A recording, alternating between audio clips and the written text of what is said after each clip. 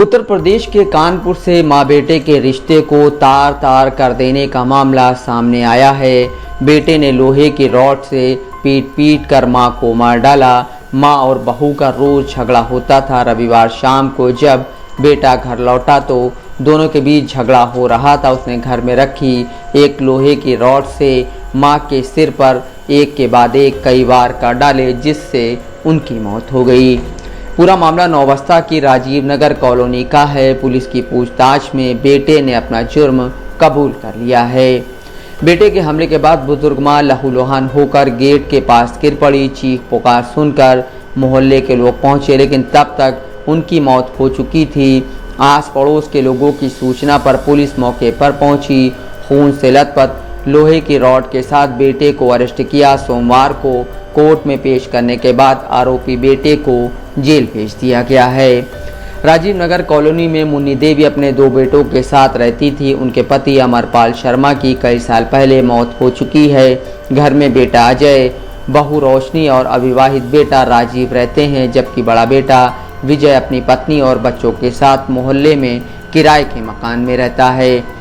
विजय ने बताया कि रविवार रात को घर में चीख पुकार मची तो मोहल्ले के लोग दौड़े, देखा कि मां का खून से लथपथ शव जमीन पर पड़ा है। पुलिस की पूछताछ में अजय ने बताया वह काम से घर पर लौटा तो पत्नी और मां में झगड़ा हो रहा था। दोनों के रोज रोज के झगड़े से ऊब गया था। गुस्से में आकर मां के सिर पर लोहे की रॉड से हमला कर दिया। इसमें उनकी मौत हो गई।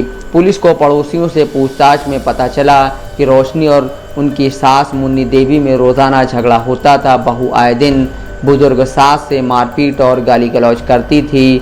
बेटा अजय पत्नी को रोकने के बजाय मां पर ही हाथ छोड़ देता था। रविवार रात को तो हद ही हो गई। पहले मारपीट की और फिर लोहे की रॉड से पीट पीट कर मार डाला। मौके पर जांच करने पहुंची एडीसीपी साउथ अंकिता शर्मा ने बताया कि बेटे ने मां की लोहे की रॉड से पीट कर हत्या की। उसे नौबस्ता पुलिस ने मौके से ही अरेस्ट कर लिया। बहू को भी हिरासत में लिया गया है। हत्याकांड में उसकी भूमिका की जांच की जा रही है। पूछताछ में अजय ने हत्याकांड की बात स्वीकार की है। हत्याकांड के बाद नौबस्ता पुलिस और फॉरेंसिक टीम मौके पर जांच करने पहुंची। मौके पर खून से सनी लोहे की रॉड बरामद की। कमरे में पड़े खून का भी फॉरेंसिक टीम ने सैंपल लिया। जांच के दौरान अजय के हाथ और कपड़े से भी खून के धब्बे मिले हैं।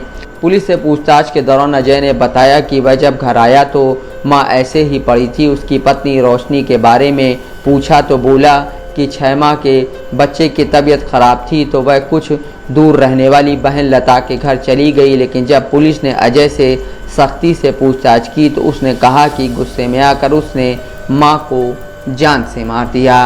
Shahrukh Siddiqui, Dastak live news, Kanpur.